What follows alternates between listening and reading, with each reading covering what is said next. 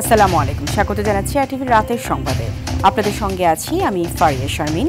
BNP মহাসচিব মির্জা ফখরুল ইসলাম আলমগীর বলেছেন, বিগত ১৫ বছরে আওয়ামী লীগ ভারতের কাছে অনেক কিছু বেচে দিয়েছে, কিন্তু তিস্তার এক ফোঁটা পানি আনতে পারেনি।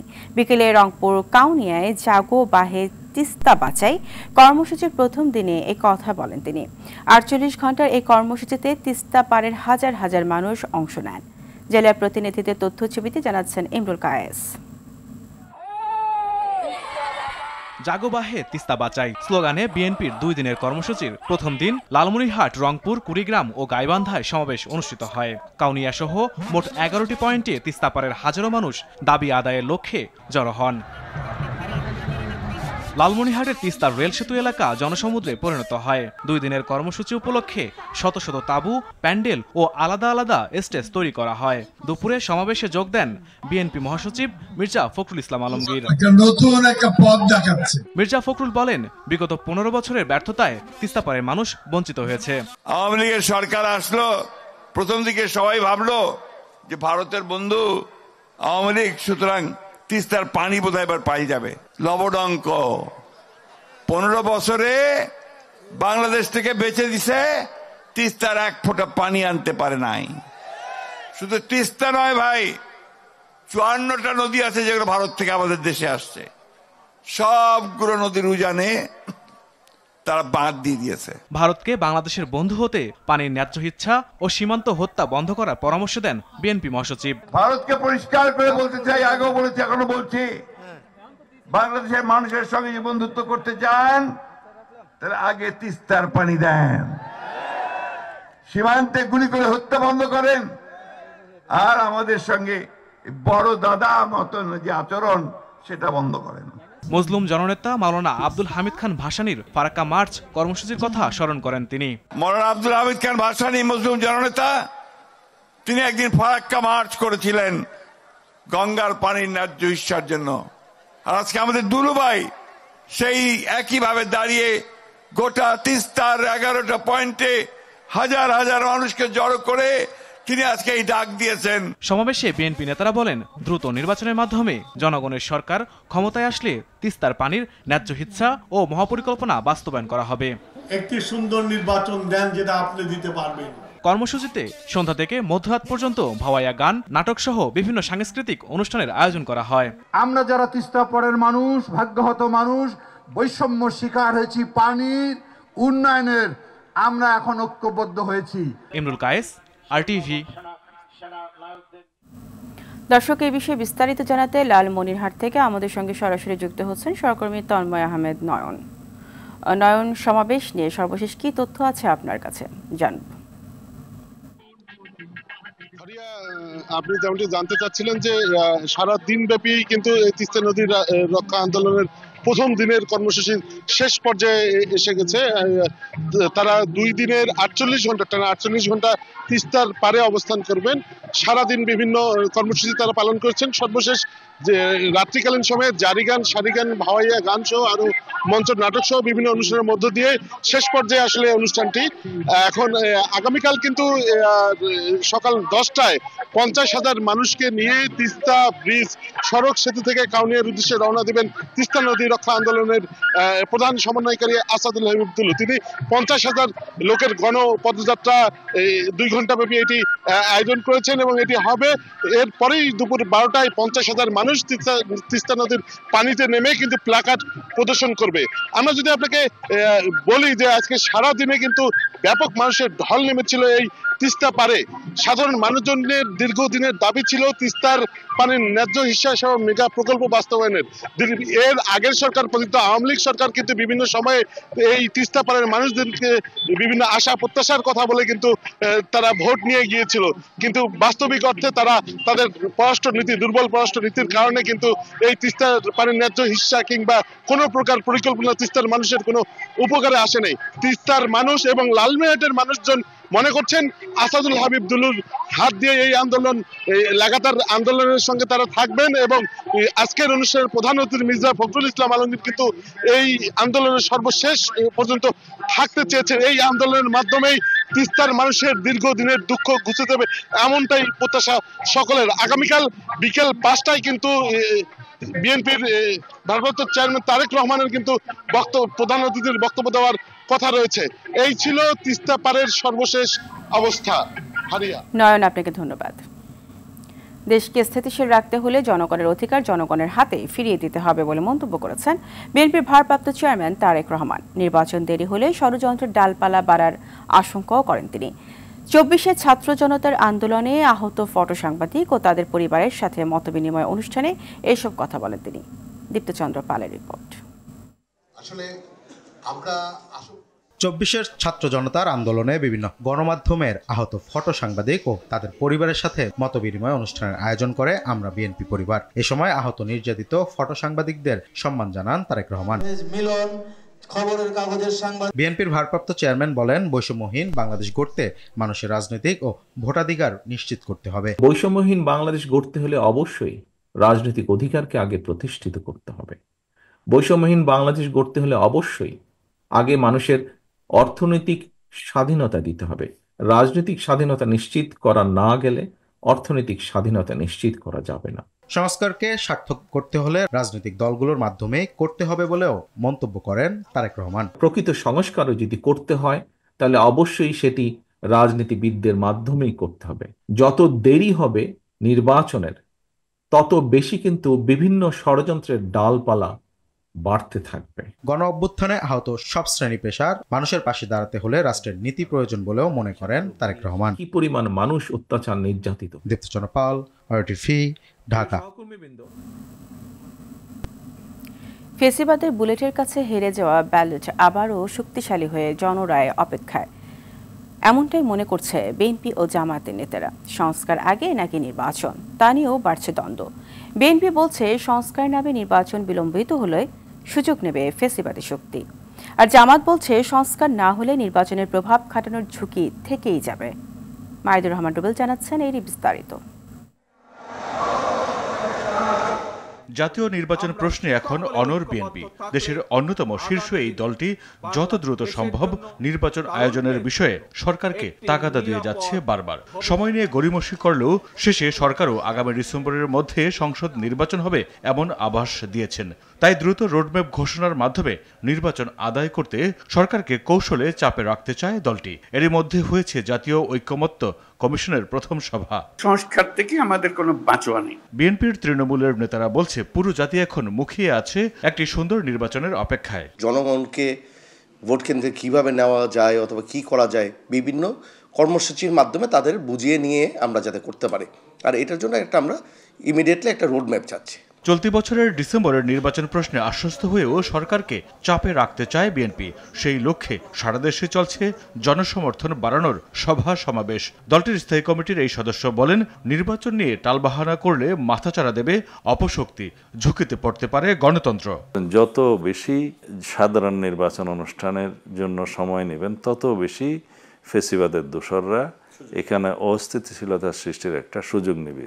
যে আশ্বাস দিয়েছেন যে আমরা ডিসেম্বরের ভিতরে নির্বাচন অনুষ্ঠান করার জন্য সমস্ত কার্যক্রম শুরু করছি। আলাপ আলোচনায় তাই আমাদের মনে হয়েছে, এবং এই সংস্কার প্রস্তাবগুলো যেগুলো ক্ষমতা আমরা উপনীত হতে পারবো সেই সম্পর্কে আমাদের একটি কমিটমেন্ট থাকবে, প্রতিশ্রুতি থাকবে, অঙ্গীকার থাকবে। আমাদের নির্বাচনী ম্যানিফেস্টোতে সেটার রিফ্লেকশন হবে, প্রতিফলন হবে। জামায়াতে ইসলামীর সেক্রেটারি জেনারেল বলেন, নির্বাচনের প্রস্তুতি নিচ্ছেন তার দল। নির্বাচনের আগে প্রয়োজনীয় সংস্কার না হলে সংকট কাটবে না বলেও শঙ্কা তার। শঙ্কা নিশ্চয়ই আছে, কারণ নির্বাচনের যে কালো টাকা, পেশি শক্তি, অপশক্তি, ফ্যাসিস্ট যারা এই 14-15 বছরে 3টা নির্বাচনে ডামি ইলেকশন ইঞ্জিনিয়ারিং যা করেছে, চলে গেলেও সেই চরিত্রের লোক কিন্তু বাংলাদেশে বিদ্যমান, সব তো দেশ ছেড়ে যায়নি। এই জন্য আমরা বলছি যে সিস্টেমটা অন্তত এমন হোক রিফর্মের মধ্য দিয়ে যে সে নির্বাচনে তার পছন্দ মতো প্রার্থীকে সে যেন ভোট দিতে পারে। দিনক্ষণ ডেট একেবারেই কড়ায় নির্দিষ্ট করে দেওয়াটাকে আমরা খুব যৌক্তিক বা সমীচীন মনে করি না। নির্বাচনী লড়াইয়ে নানা সমীকরণ আর ভোটের রসায়ন বুঝে শক্তিশালী দল হিসেবে জামায়াত প্রতিদ্বন্দ্বিতা করতে চায় বলেও জানান দলটির এই নেতা। ইম্পর্টেন্ট হচ্ছে ইলেকশনটা ফেয়ার হচ্ছে কিনা। মাইদুর রহমান রুবেল, RTV, ঢাকা।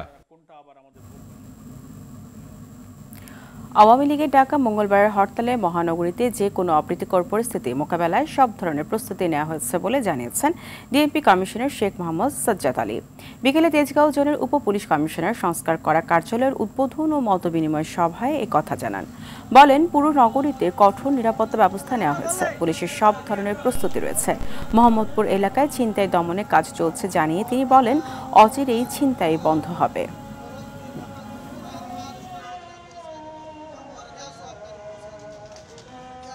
আমাকে আমার মুখস্থ নেই আমার পরিসংখ্যান দেখি। হ্যাঁ, আমাদের পুরো শহরে নিরাপত্তা ব্যবস্থা আছে, প্রস্তুতি আছে, আমরা কাজ করতেছি। অতীতেও দিছে তো, গত 1-1.5 মাসে তো এরকম প্রোগ্রাম ফেসবুকে আরও দিছে। কিছু গোষ্ঠী রাস্তায় আসে, ট্রাফিকিংটা বন্ধ করে। ইহা ব্যতীত ল অ্যান্ড অর্ডার গুড, ছিনতাই কমে গেছে এবং অন্যান্য অপরাধও সিগনিফিক্যান্ট নেই। স্টুডেন্টস ফার্স্ট বাংলাদেশ ফার্স্ট স্লোগানে নিয়ে আসছে নতুন ছাত্র সংগঠন। বিকেলে ঢাকা বিশ্ববিদ্যালয়ে মধুর ক্যান্টিনের সংবাদ সম্মেলনে এ কথা জানান ছাত্ররা। তারা বলেন, এই সংগঠন ভবিষ্যতে কোনো রাজনৈতিক দলের সাথে যুক্ত হবে না, চলবে সদস্যদের টাকায়। ছাত্র অধিকার আদায় ও দেশের জন্য কাজ করবে সংগঠনটি। জনমত যাচাই এবং সদস্য সংগ্রহের পর নতুন নামে আত্মপ্রকাশ করবে এই ছাত্র সংগঠন।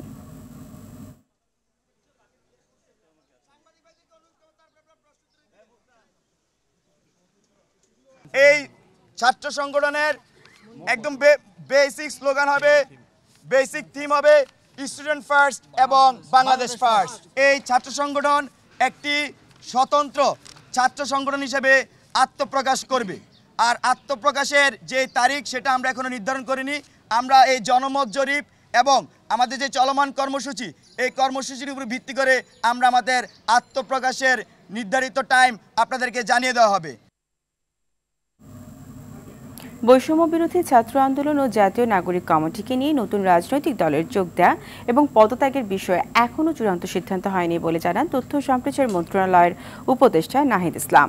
সোমবার রাজধানী ওসমানী স্মৃতি মিলনায়তনে জেলা প্রশাসক সম্মেলনের দ্বিতীয় দিনে এসব কথা বলেন তিনি।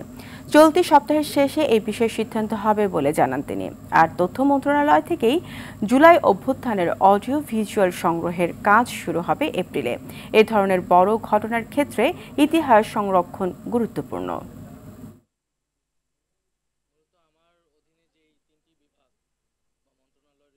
বাইরে যারা আছে বৈষম্যবিরোধী নাগরিক কমিটি, তারা একটা রাজনৈতিক দলের উদ্যোগের কথা বলেছে অনেক আগেই, ফেব্রুয়ারির মধ্যে সেই, এবং আমি আমার জায়গাতে বলেছি যে সেই দলে হয়তো যুক্ত হওয়ার সম্ভাবনা আমার থাকতে পারে, কিন্তু সেটা হলে আমি সরকার থেকে এটা আনুষ্ঠানিকভাবে পদত্যাগ করেই সেটি করব। সে বিষয়ে আমি এখনও চূড়ান্ত সিদ্ধান্ত নেইনি, কিন্তু সেটা সম্ভাবনা আছে। হয়তো এই সপ্তাহের শেষে আমি এই বিষয়ে একটা চূড়ান্ত সিদ্ধান্ত আপনাদের সবাইকে জানাতে পারব। বাংলা একাডেমিতে 175 জন নিয়োগে দুর্নীতি ও স্বজন প্রীতির প্রমাণ পেয়েছে দুর্নীতি দমন কমিশন দুদক। সংস্থাটি জানায় 2022 সালে তৎকালীন মহাপরিচালক নুরুল হুদা সহ সংশ্লিষ্টরা চাকরির আবেদন ফর্ম থেকে শুরু করে পদে পদে দুর্নীতি করেছে। এদিকে দুর্নীতির অভিযোগে সাবেক রেলমন্ত্রী মুজিবুল হক ও তার স্ত্রীর বিরুদ্ধে 2টি মামলা করেছে দুদক। বিস্তারিত বিল্লাল হোসেনের রিপোর্টে। বাঙালির জাতিসত্তা ও বুদ্ধিভিত্তিক উৎকর্ষের প্রতীক বাংলা একাডেমি। বিগত আওয়ামী লীগ সরকারের আমলে সেখানেও চলে ব্যাপক দুর্নীতি। প্রতিষ্ঠানটিতে 175 জন নিয়োগের ক্ষেত্রে দুর্নীতি ও স্বজনপ্রীতির অভিযোগ পায় দুদক। দ্বিতীয় হলো, এই ধরনের অভিযোগ আমি নিজেও প্রচুর পেয়েছি, আমাকে প্রচুর লোক জানিয়েছে ব্যক্তিগতভাবে, সামষ্টিকভাবে চিঠি দিয়ে। এর সূত্র ধরে সোমবার বাংলা একাডেমিতে অভিযান পরিচালনা করে সংস্থাটি। এ সময় বিগত বছরে নিয়োগ পরীক্ষা থেকে শুরু করে নানা অনিয়ম খুঁজে পান দুদকের কর্মকর্তারা। অভিযান শেষে দুদকের সহকারী পরিচালক আসিফ আল মাহমুদ বলেন, 2022 সাল থেকে কর্মকর্তা কর্মচারী নিয়োগ থেকে অনিয়ম করে অর্ধ কোটি টাকা লুটপাট করেন তৎকালীন মহাপরিচালক নুরুল হুদা সহ অন্যান্যরা। যতগুলো নিয়োগ হয়েছে তার 40-50% যারা অলরেডি এখানে রিক্রুটেড তারাই নিয়োগ পাচ্ছেন। তো এই বিষয়ে কোনো আর্থিক লেনদেন আছে কিনা, অনিয়ম আছে কিনা, এগুলো আমরা রেকর্ডপত্র বেসড চেক করে দেখব।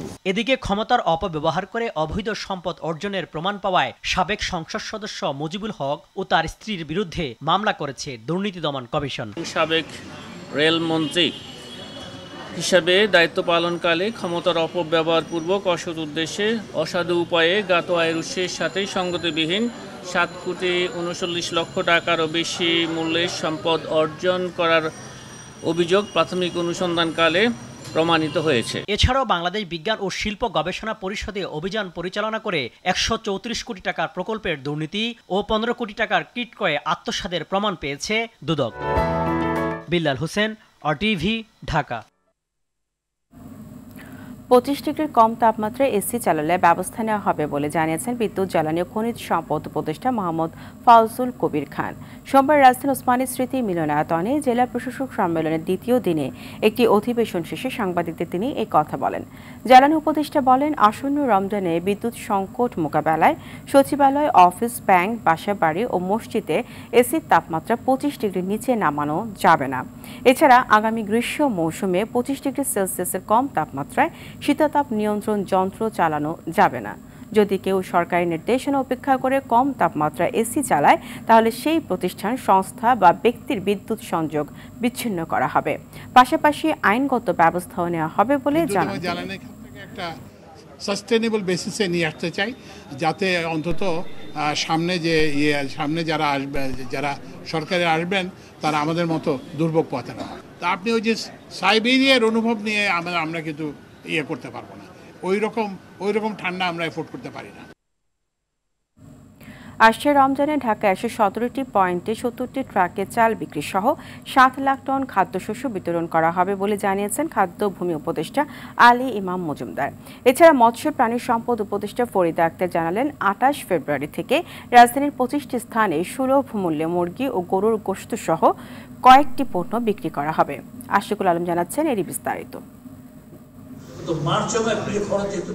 রাজধানীর ওসমানী স্মৃতি মিলনায়তনে জেলা প্রশাসক সম্মেলনের দ্বিতীয় দিনে জেলা প্রশাসকরা বিভিন্ন মন্ত্রণালয়ের উপদেষ্টাদের সঙ্গে মতবিনিময় করেন। এ সময় ব্রিফিংয়ে খাদ্য উপদেষ্টা আলী ইমাম মজুমদার জানান, রমজানে ঢাকায় 117টি পয়েন্টে 70টি ট্রাকে 30 টাকা কেজিতে চাল বিক্রি করা হবে। 50 লক্ষ পরিবার সারা দেশে, এই গেল 1.5-3 লাখ টন চাল যাবে এখানে। তারপরে আপনার টিসিবির মাধ্যমে যাবে তেমনভাবে প্রায় 50 লাখ টন করে 1 লাখ টন চাল যাবে। ওএমএস কর্মসূচি আছে, তার মাধ্যমে আরও 50 লাখ করে 1 লাখ টন চাল যাবে। প্রায় 7 লাখ টনের মতো চাল এই সময়টাতে যাবে, মার্চ এবং এপ্রিলের মধ্যে যাবে, রোজা, ঈদ ইত্যাদি কেন্দ্র করে। এদিকে সচিবালয়ে সংবাদ সম্মেলনে মৎস্য প্রাণী সম্পদ উপদেষ্টা ফরিদা আক্তার 28 ফেব্রুয়ারি থেকে রাজধানীর 25টি স্থানে সুলভ মূল্যে মুরগি ও গরুর গোশত সহ কয়েকটি পণ্য বিক্রি করার কথা জানান। সমুদ্রেরও একটা জলসীমায় একটা ব্যান পিরিয়ড হয়, যেটা নাকি 65 দিনের। ভারতের সাথে এবং অন্যান্য বিষয়গুলোকে সামঞ্জস্য রেখে এবার দেয়া হয়েছে 58 দিনের ব্যান পিরিয়ড। 15 এপ্রিল থেকে 11 জুন 58 দিনের ব্যান পিরিয়ড থাকবে। জেলা প্রশাসকদের সাথে কর আদায়, প্রবাসী আয়, অর্থনৈতিক স্থিতিশীলতা নিয়ে আলোচনার বিষয়ে অর্থ উপদেষ্টা বলেন, করের আওতার বাইরে থাকা বিভিন্ন পেশাজীবীদের করের আওতায় আনতে হবে। অনেক ব্যবসায়ীরা অনেক আর্ন করে, তখন এনবিআর বলছে এখন কিন্তু ওখানে স্পেশাল ড্রাইভ দাও। ট্যাক্স নেট না বাড়ালে কিন্তু আমি এমনি তো আপনারা বলছে ভ্যাট কমান, তারপর ট্যাক্স কমান, এইগুলোতে আমরা চেষ্টা করছি ওটাকে সহনীয় পর্যায়ে রেখে যাতে নেটটা বাড়ানো হয়, রেটটা না বাড়িয়ে যাতে আমরা নেটটা বাড়াই। মেগা প্রকল্পের তুলনায় স্থানীয় পর্যায়ে বিভিন্ন প্রকল্পে বিনিয়োগ বাড়ানো হবে বলে জানান সালেউদ্দিন আহমেদ। রাজস্বটা যাতে আরো বিস্তৃত করতে পারি। আশিকুল আলম, RTV, ঢাকা। লক্ষ্মীপুরে বৈষম্য বিরোধী ছাত্র আন্দোলনের নতুন কমিটিকে অবাঞ্ছিত ঘোষণা করে 28 জন পদত্যাগ করেছেন। 24 ঘন্টার মধ্যে এই কমিটি ভেঙে নতুন কমিটি ঘোষণা করার জন্য আলটিমেটাম দিয়েছে পদত্যাগকারীরা। দুপুরে লক্ষ্মীপুর প্রেস ক্লাব মিলনায়তনে সাংবাদিক সম্মেলন করে পদত্যাগ ও আলটিমেটামের বিষয়ে জানান বৈষম্য বিরোধী আন্দোলনকারী ছাত্রদের একাংশ। তারা বলেন, একটি নির্দিষ্ট দলের লোক এজেন্ডা বাস্তবায়নের জন্য তাদের সাংগঠনিক কর্মীদেরকে বৈষম্য বিরোধী ছাত্র আন্দোলনের কমিটিতে যুক্ত করেছে। নতুন কমিটির আহ্বায়ক আরমান হোসেন জানান, পদত্যাগকারীদের বিষয়ে আপাতত কোনো বক্তব্য নেই, পরবর্তীতে এই নিয়ে গণমাধ্যমকে বিবৃতি দেওয়া হবে। ইউক্রেনের প্রেসিডেন্ট ভলোদিমির জেলেনস্কি বলেছেন, এমন কোনো আলোচনার সিদ্ধান্তকে স্বীকৃতি দেওয়া হবে না যেখানে ইউক্রেনের অংশগ্রহণ নেই। এমন এক সময়ে প্রেসিডেন্ট জেলেনস্কি এই মন্তব্য করলেন যখন ইউক্রেন ইস্যুতে রাশিয়ার পররাষ্ট্রমন্ত্রী সের্গেই ল্যাভরভ সৌদি আরব মার্কিন কর্মকর্তাদের সঙ্গে আলোচনায় অংশ নিতে যাচ্ছে।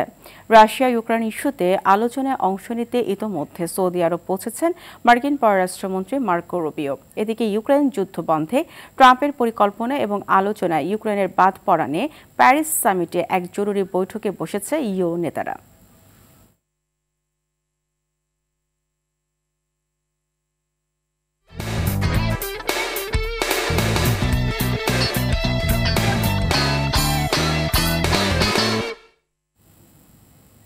খেলার খবর। রাজধানীতে শুরু হয়েছে জাতীয় অ্যাথলেটিক্স প্রতিযোগিতা। জাতীয় স্টেডিয়ামে আয়োজনের উদ্বোধন করেন ক্রীড়া উপদেষ্টা আসিফ মাহমুদ সজীব ভুঁইয়া। প্রথম দিনেই হয়েছে প্রতিযোগিতার আকর্ষণীয় ইভেন্ট 100 মিটার স্প্রিন্ট, যেখানে 10.61 সেকেন্ড সময় নিয়ে দ্রুততম মানব হয়েছেন নৌবাহিনীর ইসমাইল এবং দ্রুততম মানবী হয়েছেন শিরিন আক্তার। 12.15 সেকেন্ড সময় নিয়ে দ্রুততম মানবী হওয়া শিরিনের এটি টানা 16তম বারের মতো দেশের সেরা হওয়ার রেকর্ড। সেরা হওয়া দুজনেরই এবার চোখ SA গেমসে পদক জেতা।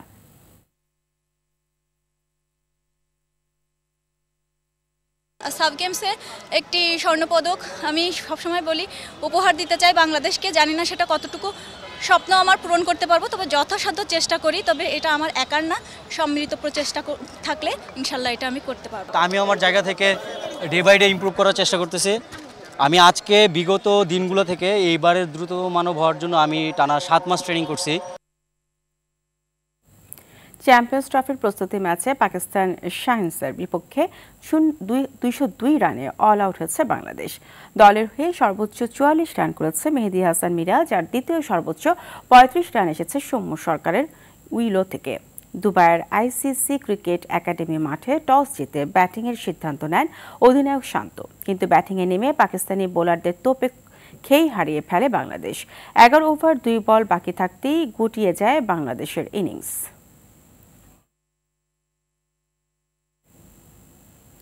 বিপিএলে টিকিট বিক্রি থেকে রেকর্ড আয় হয়েছে বলে জানিয়েছেন বিসিবি সভাপতি ফারুক আহমেদ। আগের 10 আসরে যেখানে সব মিলে 15 কোটি টাকার মতো আয় হয়েছে টিকিট বিক্রি থেকে, সেখানে এবারের এক আসরে আয় হয়েছে 12 কোটিরও বেশি।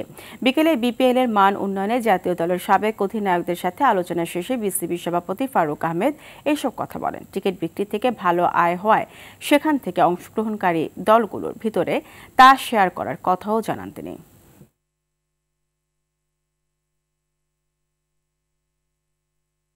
টিকিট সত্য বিক্রি বাবদও আমরা 3 বছরের কন্ট্রাক্ট করেছি 1 কোটি টাকা করে। তার মানে যদি আমরা টিকিট সেলের সাথে আর 1 কোটি টাকা যোগ করি এবছর, তাহলে প্রায় 13.5 কোটি টাকার মতো হবে। সো এটা একটা বিরাট মাইল ফলক, অ্যান্ড এটা উত্তরোত্তর আমরা আরও হয়তো বা এই ব্যাপারে এগিয়ে যাব। আমাদের এই টিকিট বিক্রির যেই আর্নিংস হয়েছে, এখান থেকে আমরা একটা ভালো পোর্শন 7 ফ্র্যাঞ্চাইজিকে দেওয়ার চেষ্টা করব। রাতের সংবাদ এ পর্যন্তই। মধ্যরাতের সংবাদ রাত 1টায় দেখার আমন্ত্রণ রইল। ধন্যবাদ সবাইকে।